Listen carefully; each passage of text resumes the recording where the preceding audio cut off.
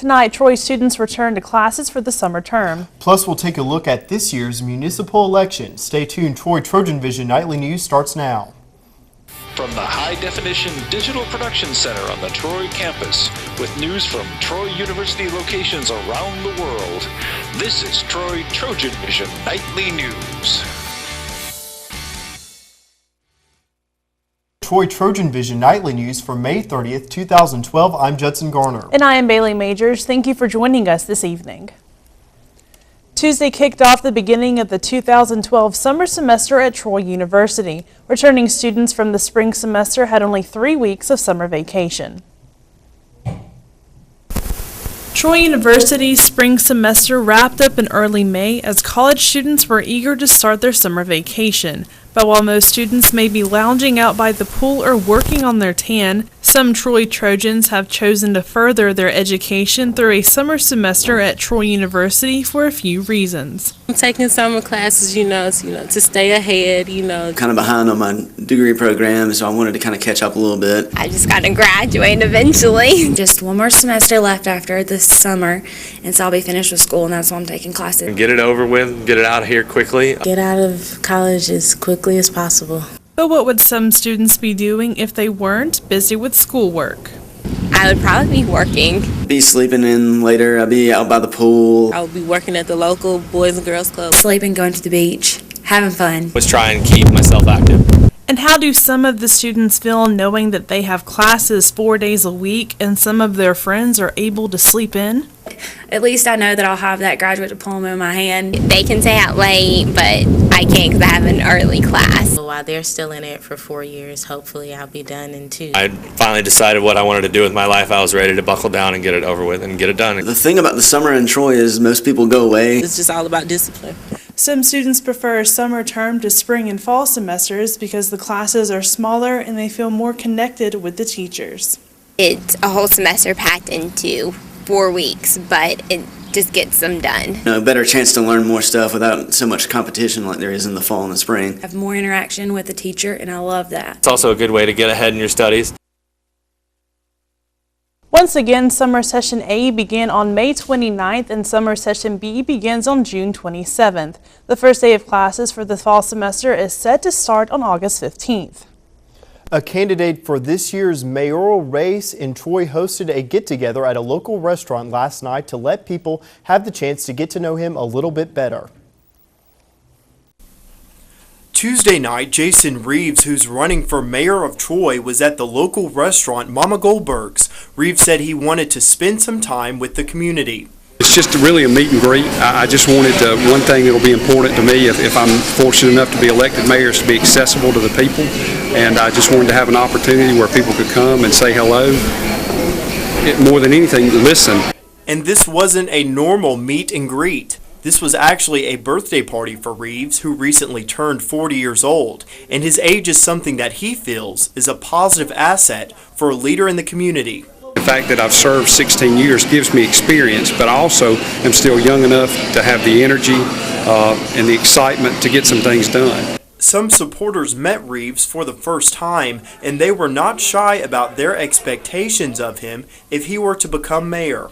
Number one, making things safe. We got to get law and order, and then work on health care and building up stuff. And so it's really the progress that Troy needs. I am going to support him in any way that I can, with helping, passing out brochures, making donations, that sort of thing, because we really do need to have something to help the animals in this county. And now Reeves says his campaign is in full swing, but is he running this race all by himself? I think there'll be an announcement from the mayor in the coming days on his final decision. So I'm not sure, who my opponent, if any, will be yet.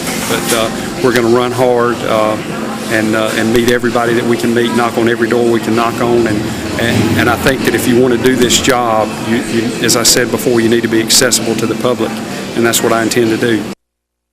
Current Troy Mayor Jimmy Lunsford has not made an announcement about whether or not he will run for re-election. The municipal elections will be held on August 28th. Troy University's College of Education will induct 3 members into the Alabama Educational Leadership Hall of Fame tomorrow morning. This year's inductees are past State Superintendent of Education Joe Morton, former Alabama Association of School Boards President Robert Lane, and retired Alabama High School Athletic Association Executive Director Daniel Washburn. The induction ceremony is slated for 10:30 in Hawkins Hall, room 122, following a reception in the second-floor lobby area of Hawkins Hall, which houses the Hall of Fame. And now taking a look at news from around the state, in Montgomery, Alabama Governor Robert Bentley has signed into law legislation that gives the state treasurer's office more flexibility in investigating the state's money. The bill expands the kinds of investments that can be used with state funds. And in Birmingham, a police officer charged with arson is asking a judge to lower his bond. His arrest came last week as officers investigated a string of more than a dozen fires in the section of Birmingham that he patrolled, but the police officer has not been charged in those blazes. And in Opelika, the FBI has determined that skeletal remains found January 28th were from a malnourished little girl. The Opelika Police Department released the findings from the FBI lab in Quantico, Virginia. The FBI said the bones appeared underdeveloped, which is consistent with malnutrition. Still to come on TrojanVision Nightly News, the Trojan baseball season has ended, but Dustin Carroll will be in next with sports to have a recap of the conference tournament. But first, international outrage continues to grow at the violence in Syria. We'll have that and more coming up next. If you can learn one thing in life, especially if you go into business, it's how to communicate and how to work with others. And I do think Troy taught me that. Troy reaches out to people who they see their commitment to public service. Troy just attracts students that want to give back to the community, that want to give back all across the world. We want to educate the mind to think, the heart to feel, the body to act. We want to enable our students to go out into this world and make a difference. Troy University, in class, online, within reach. Troy.edu.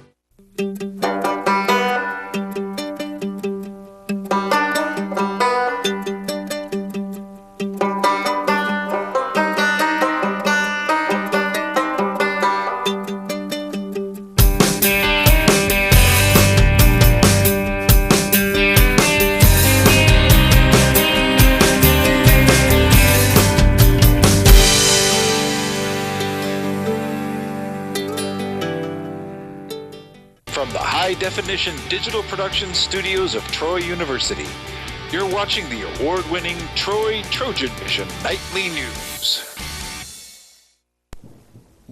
And now for a look at what's happening across the nation and around the world, we'll take a look at some global news stories.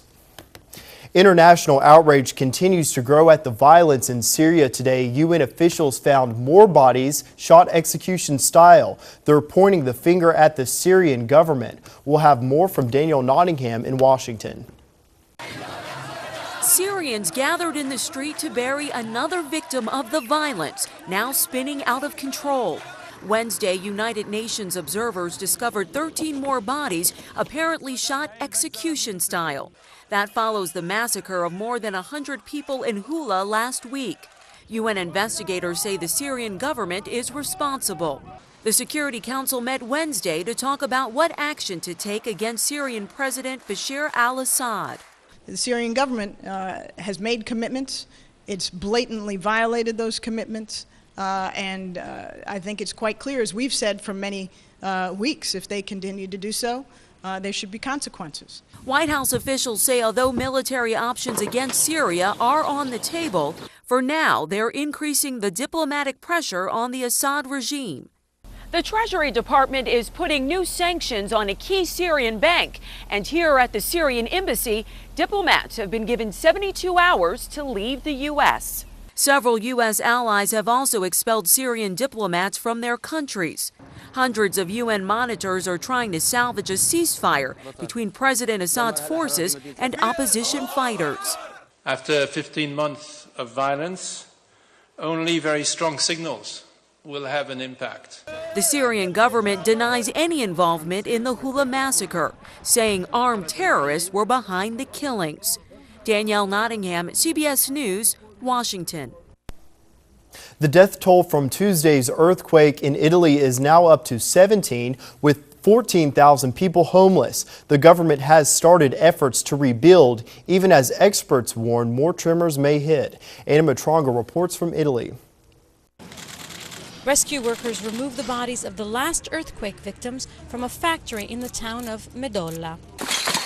A woman was pulled out alive Tuesday night after spending 12 hours underneath the ruins of her house. The 5.8 quake hit northern Italy, injuring 350 and leaving 14,000 homeless. Tent cities are cropping up throughout the area. In Crevalcore, 130 people spent the night on a train brought in from Rome. This mother says her family may never be able to return to their home. It's a tragedy, she says. The house was moving all over the place and we were being thrown from side to side. Her daughter says they don't know what to do next. They told us that the schools also crumbled, she says. We can't go back to our schools. Experts say cluster quakes are hitting the region and could continue for a long time. They're telling terrified victims that stronger tremors could be on the way.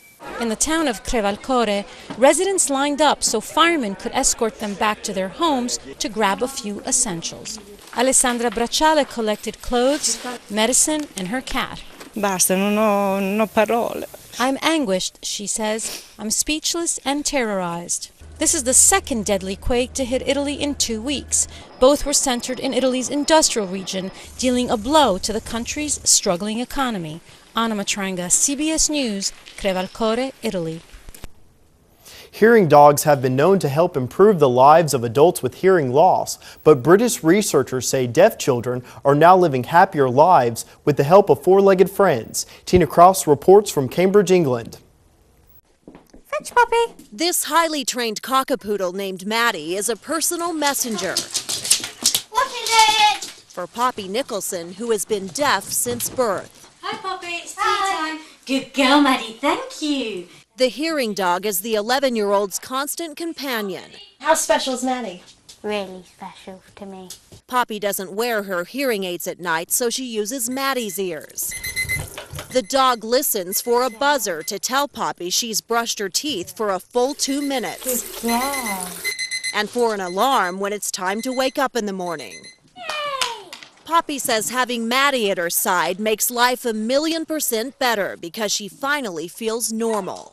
Maddie joined the Nicholson family 2 years ago as part of a British study. Researchers found these hearing dogs give deaf children more confidence, make them feel safer, and help everyone in the family sleep better. In the first study of its kind in Britain, the Hearing Dogs for Deaf People gave dogs to a dozen deaf children between the ages of 7 and 11 and saw positive results. For us, it's reassuring that we know she feels so good about herself, to the point that she's proud to be deaf. Come on then, let's go. Before Maddie came along, Poppy says she used to hide her hearing aids because of people's reactions. Not sure how to speak to me because they think that I couldn't actually hear them, but I would. Now she just smiles and introduces her new best friend. Tina Krause, CBS News, Cambridge, England.